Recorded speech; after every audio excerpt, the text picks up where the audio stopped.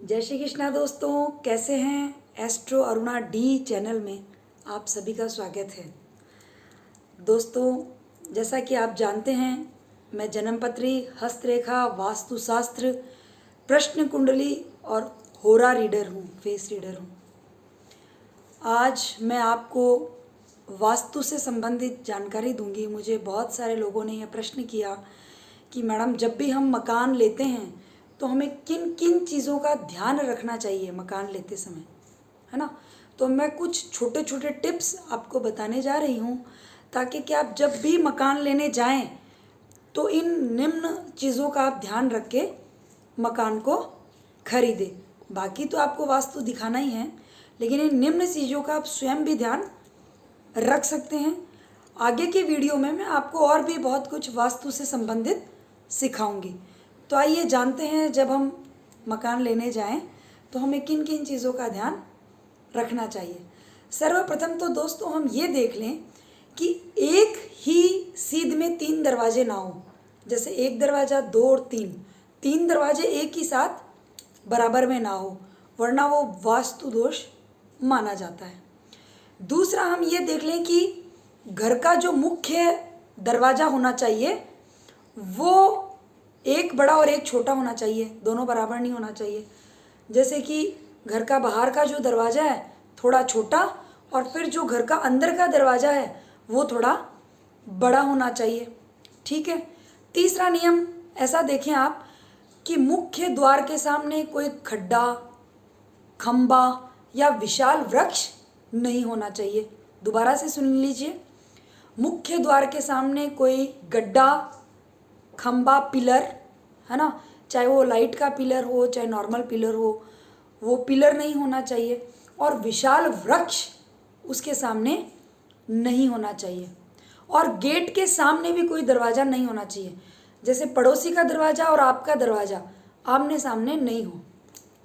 अच्छा, फिर चौथा नियम क्या है कि जो मुख्य दरवाज़ा होता है वो एकदम कोने में नहीं होना चाहिए। वो 3 फीट जगह छोड़ के आपका मुख्य दरवाज़ा होना चाहिए। जैसे 3 फीट का इधर पिलर होना चाहिए, और फिर आपकी चाहे इधर स्पेस कितना भी हो, लेकिन 3 या 4 फीट का पिलर जगह छोड़ के उसके बाद ही आप मुख्य दरवाज़ा बनाएं। ठीक है।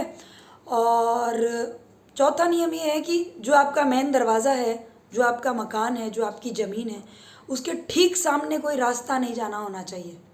इस चीज़ का भी आप विशेष ध्यान रखें कि कोई रास्ता ना जाए, वरना वो टी का मकान होता है। चौथा, पांचवा नियम है कि कोई भी मकान आगे से चौड़ा और पीछे से सकड़ा नहीं होना चाहिए। जैसे मान लीजिए फ्रंट तो उसका 40 है और पीछे से 20 है, तो उसको हम लोग नारमुखी मकान कहते हैं। ऐसे मकान लेने से लड़ाई झगड़े इत्यादि ज़्यादा होते हैं। दक्षिण मुखी यदि आप लोग मकान लेते हैं तो उसके लिए अपनी कुंडली चेक करवा लें कि दक्षिण मुखी मकान मुझे फलेगा भी या नहीं। ठीक है। और किन नियमों का आप ध्यान रख सकते हैं यदि अब अपन सॉल्यूशंस पे जाते हैं। यदि ये सब होते हैं तो अपन को क्या क्या, कोई वास्तु दोष यदि हमारे मकान में है भी जिसको हम ठीक नहीं कर पा रहे हैं, तो हम सॉल्यूशंस क्या क्या ले सकते हैं वो सुनिए अब आप। यदि हमारे मकान के सामने कीचड़, खड्डा है तो उसको तुरंत आप लोग भरवा दें। कोई पेड़ है तो आप उसको तुरंत कटवा दें, और पीपल का पेड़ है तो उसको बिल्कुल नहीं कटवाएं। और वो प्लेस तो आप बिल्कुल भी ना लें, वो मकान आप बिल्कुल भी ना लें। ठीक है। और आप क्या कर सकते हैं, मुख्य द्वार के दोनों हिस्से पे लेफ्ट एंड राइट स्वस्तिक का चिन्ह लगाएं। ठीक है। और क्या कर सकते हैं उपाय के अंदर, रोज सुबह मुख्य द्वार के राइट और लेफ्ट आप थोड़ा थोड़ा गंगा जल छिड़क दें, मुख्य द्वार के लेफ्ट और राइट। ठीक है। क्रम से दाएं और बाएं आप थोड़ा थोड़ा गंगा जल छिड़क दें। और मुख्य प्रवेश द्वार के दोनों ओर कुमकुम या सिंदूर आदि से आप स्वस्तिक बना दें, या फिर आजकल तो जो स्वस्तिक बने बनाए आते हैं ना, वो भी आप ला सकते हैं। तो आप स्वस्तिक बनाएं, जिससे भी आपके घर में यदि कोई वास्तु दोष होगा तो वो भी ख़त्म हो जाएगा। और एक विशेष चीज़ ध्यान रखें आप लोग, मुख्य द्वार के सामने कभी भी आप कूड़ा ना डालें।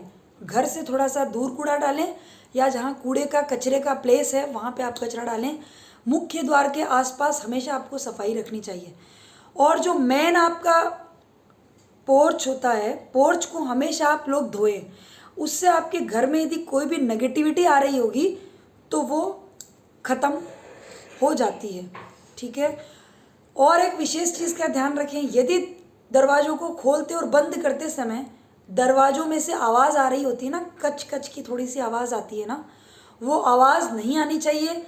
या तो आप उसको प्लेस चेंज करवा दें, मतलब रिप्लेस करवा लें, या फिर उसमें थोड़ा सा ऑयल डाल दें जिससे वो आवाज़ नहीं आए। ऐसे ही वास्तु के और भी बहुत सारे नियम हैं। दरवाजे को कभी भी तेज़ से धकेलना नहीं चाहिए, तेज़ से बंद नहीं करना चाहिए। उस दरवाजे में से धड़ाम की आवाज़ नहीं आनी चाहिए।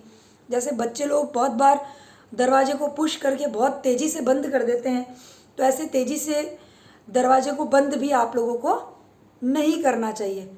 मुख्य द्वार के सामने घड़ी नहीं लगानी चाहिए आप लोगों को, ठीक है। इन छोटी छोटी चीज़ों का यदि हम लोग ध्यान रखते हैं तो आप यकीन मानिए दोस्तों, हमारे घर की बहुत सारी समस्याएं का समाधान हो सकता है। और अधिक भी मैं वास्तु से रिलेटेड, वास्तु में और आपको क्या क्या ध्यान रखना चाहिए, वो सारी बातें भी मैं आपको धीरे धीरे अपने वीडियोस में बताती रहूँगी। और आपकी भी कोई जिज्ञासा हो, आपका कोई प्रश्न हो मुझसे, तो आप कमेंट सेक्शन में जाके मुझे बताएं कि आपको किस विषय हेतु जानकारी चाहिए है, वास्तु की ओर क्या जानकारी चाहिए है। उसके लिए मैं आपको वीडियो बना के बताऊंगी या कमेंट बॉक्स में मैं मैसेज कर दूंगी। जैसा भी ठीक होगा मैं करूंगी। अपना सहयोग मुझे ऐसे ही, स्नेह सहयोग ऐसे ही मुझे प्रदान करते रहें। और चैनल को लाइक, सब्सक्राइब करना, बेल आइकन बटन दबाना बिल्कुल भी ना भूलें। और यदि आपको मेरे वीडियोस अच्छे लगते हैं तो आगे भी इस जानकारी को शेयर करते रहें और अपना मेरे साथ बने रहें आप लोग ऐसे ही। और मुझे बताइएगा आपको मेरा वीडियो कैसा लगा। जय श्री कृष्णा, राधे राधे दोस्तों।